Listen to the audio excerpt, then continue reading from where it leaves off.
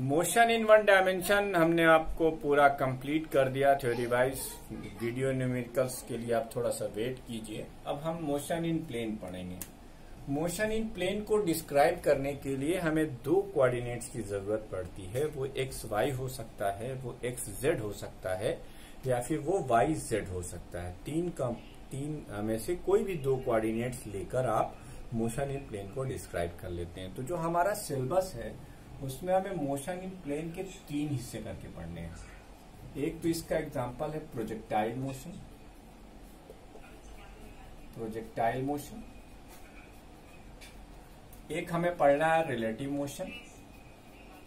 ठीक, relative motion. और एक हमें पढ़ना है circular motion. That is the reason आप देख रहे हैं शुरू से ही कि हमने नंबर ऑफ चैप्टर आपके में नहीं डाला है। वो इसी वजह से कि मैं आपको अकॉर्डिंग टू द सिलेबस नहीं, अकॉर्डिंग टू द कन्वीनियंट और अंडरस्टैंडिंग के लेवल के से एक्सप्लेन करूंगा। बुक के हिसाब से एक्सप्लेन करना मेरे बस की बात नहीं है।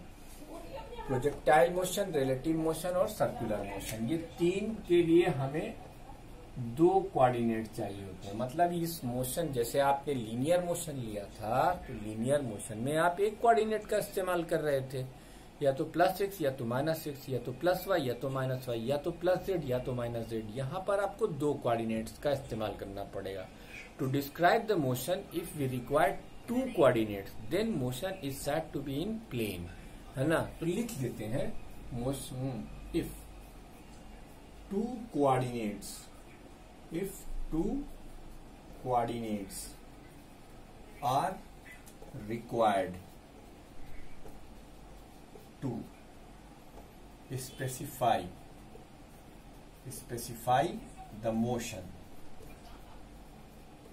of an object, then its motion is said to be in plane, said to be in plane। ठीक है, तो दो कोऑर्डिनेट्स अगर रिक्वायर होंगे किसी मोशन को डिस्क्राइब करने के लिए तो आप कहेंगे वो मोशन इन प्लेन है। अब इसमें हम आपके लिए सबसे पहले एक आसान वाला करेंगे, प्रोजेक्टाइल मोशन का केस। उसके बाद हम सर्कुलर मोशन करेंगे और फिर हम रिलेटिव मोशन करेंगे। ठीक है, ये अलग अलग टॉपिक्स हैं, लेकिन ये सब कुछ कलेक्टिवली मोशन इन प्लेन के एग्जांपल्स में आता है। कुछ चैप्टर का बड़ा नाम रखेंगे मोशन इन प्लेन। अब हम फिर प्रोजेक्टाइल से स्टार्ट करेंगे। तो जो हमारी पहली मोशन है वो प्रोजेक्टाइल मोशन है। क्या अब हम एक्सप्लेन करने जा रहे हैं? अब हम एक्सप्लेन करने जा रहे हैं प्रोजेक्टाइल मोशन। प्रोजेक्टाइल मोशन आपकी एक्सप्लेन होने जा रही है। देखेंगे क्या होती है प्रोजेक्टाइल मोशन, कैसे होता है प्रोजेक्टाइल मोशन, कौन लोग हैं जो इसको कर सकते हैं, कौन लोग हैं जो इसको कराते हैं। इन तमाम चीजों का डिस्कशन अब स्टार्ट होने वाला है। तो सबसे पहले हम लोग जानेंगे व्हाट इज अ प्रोजेक्टाइल। ठीक, what is a projectile. Projectile क्या है भाई? सबसे पहले तो प्रोजेक्टाइल के बारे में जान लो। It is the name given to any body. It is the name given to anybody. It is the name given to anybody. आप किसी भी बॉडी को ये नाम दे सकते हैं। Which once thrown into air. Which once thrown into air. Into air. Which once thrown into air under the which once thrown into air. अब ये आपके हाथ के ऊपर है, इसमें आपने उठाकर ऐसे फेंक दिया, ये फेंक दिया। ठीक है, तो जैसे ही आपके हाथ से बॉडी का, बॉल का या ऑब्जेक्ट का कांटेक्ट लूज करेगा वो एयर में आ जाएगा। तो into air, hence thereafter it is the name given to any body which once thrown into air या thrown into space. Thrown into air, air ना लिखकर स्पेस लिख लो।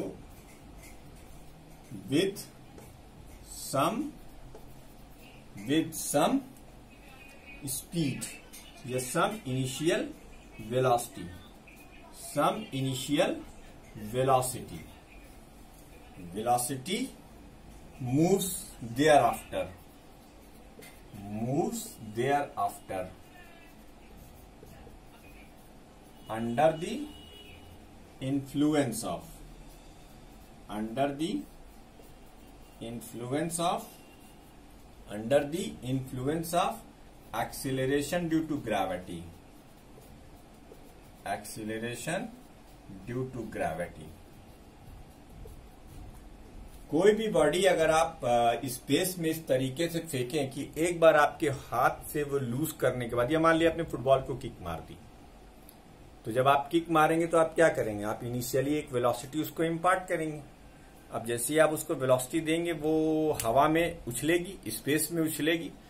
तो जैसे ही आपके किक से उसका कांटेक्ट छूटेगा, उसके ऊपर सिर्फ और सिर्फ एक एक्सेलरेशन काम करेगा, वो होगा acceleration due to gravity which is acting vertically downward. ठीक है, तो अंडर दी ग्रेविटी, ठीक है, alone without being propelled by any engine और flown due to gravity alone, यानी इसकी मोशन को सिर्फ ग्रेविटी अलॉन करेगी, due to gravity alone and not with any propelled engine. Propelled engine का मतलब कोई इंजन उसे ना चला। जैसे हवाई जहाज की मोशन प्रोजेक्टाइल मोशन नहीं हो सकती, हेलीकॉप्टर की मोशन प्रोजेक्टाइल की मोशन नहीं हो सकती, पतंग की मोशन प्रोजेक्टाइल की मोशन नहीं हो सकती। ये सारी मोशन हवा में हो रही है, लेकिन आप पतंग की मांझे को खींचते हो, हेलीकॉप्टर में एक प्रोपेलेंट लगा होता है, वैसे ही आपका हवाई जहाज में भी एक प्रोपेलेंट इंजन लगा होता है। तो not with any propellant engine, कोई प्रोपेलेंट इंजन अगर ना लगा हो तो फिर वो मोशन प्रोजेक्टाइल मोशन कहलाएगी, क्योंकि उसके ऊपर जो फोर्स लगेगा वो उसका वेट हो सकता है, और वेट की वजह से जो एक्सीलरेशन काम करेगा वो एक्सीलरेशन ड्यू टू ग्रेविटी होगा। ऐसी सारी मोशन जिसमें एक बार आप बॉडी को थ्रोन आउट कर दें और उसके बाद सिर्फ उस पर एक्सीलरेशन ड्यू टू ग्रेविटी काम करे, तो फिर उसे हम क्या कहेंगे? प्रोजेक्टाइल कहेंगे। उस बॉडी को प्रोजेक्टाइल कहेंगे और वो मोशन प्रोजेक्टाइल मोशन कहलाएगी। ठीक है, अब यहां पर मैं तुमको एक लॉ बताना चाहूंगा, गैलीलियो लॉ ऑफ इंडिपेंडेंस। ठीक है भाई, मोशन इन प्लेन के बारे में एक जनरल बात जो कही जा रही है वो क्या कही जा रही है कि इस मोशन को स्पेसिफाई करने के लिए हमें 2 कोऑर्डिनेट्स की रिक्वायरमेंट है। We require 2 coordinates to specify the projectile motion. हम प्रोजेक्टाइल मोशन को स्पेसिफाई करने के लिए 2 कोऑर्डिनेट ले रहे हैं। ठीक है, तो अकॉर्डिंग टू ये law of independence of Galileo, ये गैलीलियो का लॉ था, independence law of independent motion of Galileo. हो सकता है आपकी बुक में ये ना दिया हो गैलीलियो, गैलीलियो स्पेलिंग में मिस्टेक हो तो माफ कीजिएगा, गैलीलियो, ये गैलीलियो है। ये गैलीलियो एक साइंटिस्ट थे जो ये कहते थे कि in the absence of air resistance, यानी कोई अगर एयर रेजिस्टेंस ना मानी जाए, in the absence of air resistance, अगर एयर रेजिस्टेंस ना हो, in the absence of air resistance, in the absence of air resistance, the motion of the projectile, the motion of the projectile, the motion of the projectile is considered to be the combination, is considered to be the combination of 2 independent motion, considered to be the combination of following 2 independent motion। Independent motion का combination माना जा सकता है। Independent motion, इसमें क्या है? Motion along horizontal direction, motion along horizontal direction, horizontal direction with uniform velocity, motion along horizontal direction with uniform velocity, ठीक, एक तो मोशन ये हो गई, और motion along vertical direction, motion along vertical direction, motion along vertical direction under the gravity, under the acceleration due to gravity। तो एक projectile की मोशन को हम दो इंडिपेंडेंट मोशन मान सकते हैं। एक मोशन एक्स एक्सिस के अलॉन्ग जिसपे कोई एक्सीलरेशन काम नहीं कर रहा है, तो उस एक्सिस की वेलोसिटी कांस्टेंट होगी, और दूसरी मोशन हम वाई एक्सिस यानी वर्टिकल डायरेक्शन में मान सकते हैं, जो कि under the acceleration due to gravity होगी, ड्यू टू ग्रेविटी। ये दो इंडिपेंडेंट मोशन का कॉम्बिनेशन हो सकती है प्रोजेक्टाइल की मोशन।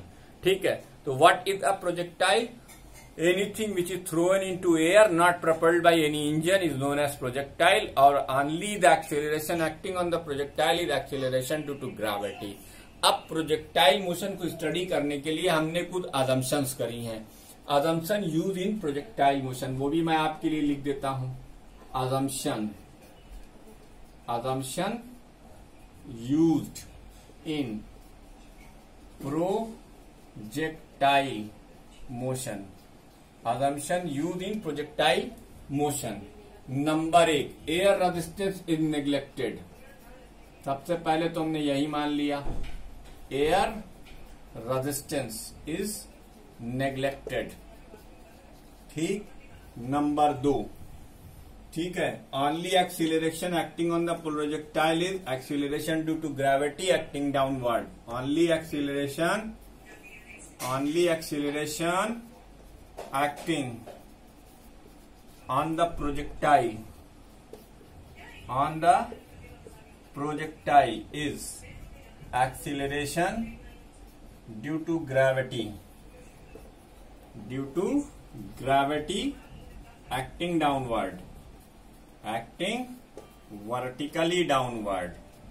vertically downward। तीसरी assumption क्या की जाती है? The height ascended by the projectile is negligible in comparison to radius of Earth। The height ascended by the projectile, the height ascend by the projectile, the height ascended by the projectile is negligible in comparison to radius of Earth, radius of Earth। Video को pause कीजिए और ये सारी चीजें note करिए। ठीक है, इसको नोट करिए, आपको स्क्रीन पर एकदम क्लियर दिख रहा होगा, इसको नोट करिए। तो ये आपने नोट कर लिया होगा, इसके आगे हम बढ़ रहे हैं। ठीक है, तो याद रखिएगा प्रोजेक्टाइल मोशन जब भी होगी उसमें दो इंडिपेंडेंट मोशंस होंगी, और ये गैलीलियो का नियम था कि किसी भी मोशन की प्लेन को हम दो इंडिपेंडेंट मोशन में डिस्क्राइब कर सकते हैं। वो दो इंडिपेंडेंट मोशन हॉरिजॉन्टल और वर्टिकल। फिलहाल इस केस में वैसे आप एक्स कंपोनेंट और वाई कंपोनेंट मान सकते हैं। आइए अब हम प्रोजेक्टाइल मोशन के बारे में और कुछ बातें करें। ठीक है, एक क्वेश्चन जो आता है वो ये कि पाथ ऑफ द प्रोजेक्टाइल, इसको अब हम डिस्क्राइब करेंगे पूरा। पाथ ऑफ प्रोजेक्टाइल, सपोज कर लीजिए ये आपका हॉरिजॉन्टल ग्राउंड है।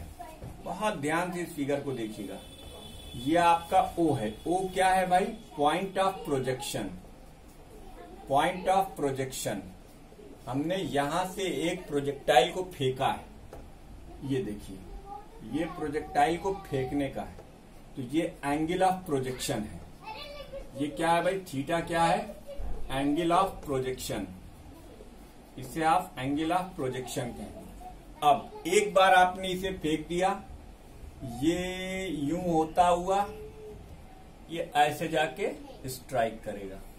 ठीक, ये देखिए सर, यहां पर एक ही एक्सीलरेशन काम कर रहा है जिसकी डायरेक्शन जी है, वर्टिकली डाउनवर्ड। जी क्या है भाई? Acceleration due to gravity acting vertically downward. Acceleration due to gravity acting vertically downward. Acting vertically downward. ठीक, अच्छा मान लो तुमने u वेलोसिटी से इसको फेंका, तो u क्या है भाई? Velocity of projection, velocity of projection, ये प्रोजेक्शन की वेलोसिटी है। ओ पॉइंट ऑफ प्रोजेक्शन है, पॉइंट ऑफ प्रोजेक्शन है। ठीक, थीटा एंगल ऑफ प्रोजेक्शन है। अच्छा, ये जरा सा और स्टीपर बनाओ कर्व, जैसे कि टॉप पॉइंट पर पहुंचेगा और ये ऐसे आएगा। ठीक, ये top most point of the trajectory है। ठीक है, अभी इसके बारे में हम बाद में चर्चा करेंगे। अभी तो फिलहाल एक जनरल पॉइंट आप ये लो, मान लो यहां इसकी वेलोसिटी घूमकर v हो जाती है और एंगल जो है वो ये थीटा नॉट मान लो और ये एंगल थीटा मान लो और ये वेलोसिटी v है और ये पॉइंट P मान लो। सपोज करो P के कोऑर्डिनेट x, y, P के कोऑर्डिनेट x, y, ठीक है, और यहां पर उसकी वेलोसिटी v है। लिख लेंगे let at point P, let projectile reach at point P after time t with velocity v। ये हमने माना है। मान लीजिए कि प्रोजेक्टाइल P पर पहुंचता है v वेलोसिटी से, हो जाती है उसकी वेलोसिटी t टाइम के बाद। तो ये वाली जो लाइन है, ये लाइन, ये है आपका y कोऑर्डिनेट। मैंने आपसे कहा था ना प्रोजेक्टाइल मोशन में दो कोऑर्डिनेट लेंगे और ये आप मान लेंगे x कोऑर्डिनेट। ये इसके दो कोऑर्डिनेट हो गए x, y। अब क्या करना है? तो गैलीलियो लॉ ऑफ इंडिपेंडेंस के according, Galileo law of independence के अकॉर्डिंग आपकी जो हॉरिजॉन्टल मोशन है वो अनएक्सीलरेटेड है और वर्टिकल मोशन एक्सीलरेटेड है। तो हम क्या कहेंगे? हम कहेंगे कि यहां पर आप रिजॉल्व कर लीजिए ऐसे, ये हो गया आपका एक्स एक्सिस और सॉरी वाई एक्सिस, और ये हो गया आपका एक्स एक्सिस। ठीक, यहां तक एक्स एक्सिस मान लेते हैं इसको। ठीक, तो consider the motion in X direction, consider the X component of motion. मैं आपको बता चुका हूं what are the components, X component of motion. अब एक्स डायरेक्शन में कोई एक्सीलरेशन नहीं है, only acceleration is acting in Y direction, वो भी जी नेगेटिव का है। तो consider the X component of motion as a X is 0, hence motion is uniform, motion is uniform. और जब मोशन यूनिफॉर्म होती है तो फिर हम स्पीड वेलोसिटी u की वैल्यू सीधे सीधे लिख सकते हैं x अपॉन टी। यहां से आप लिख सकते हैं t is equal to X upon U. ये हो गया इक्वेशन नंबर 1। अब consider the y component of motion, consider the y component of motion. ठीक, अब इसमें देखो हम सब कुछ निकालेंगे। Initial vertical velocity, initial vertical velocity,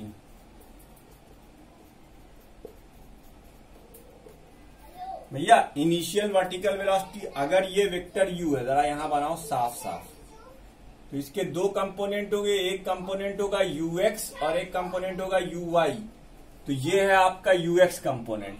ठीक, और ये है इनिशियल वर्टिकल वेलोसिटी। तो इनिशियल वर्टिकल वेलोसिटी uy, इसकी वैल्यू क्या होगी? u sine theta.